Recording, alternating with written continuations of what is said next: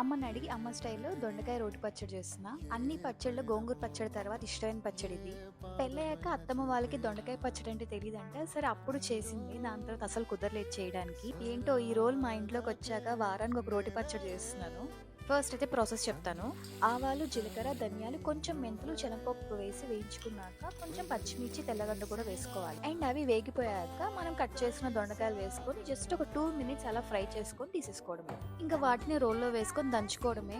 పైనుంచి దంచుతుంది నా shoulder pain వస్తుంది. అందుకే మంచిగా ప్రశాంతంగా కింద కూర్చొని చేసిన చాలా హాయిగా ఉంది. కొంచెం దంచుకున్నాక సోక్ చేసుకున్న చింతపండు, కొంచెం కల్లుపు వేసుకొని మంచిగా దంచుకోవడమే. ఫైనల్గా అయితే పోపు పెట్టేసుకుంటే దొండకాయ పచ్చడి రెడీ అయిపోయింది.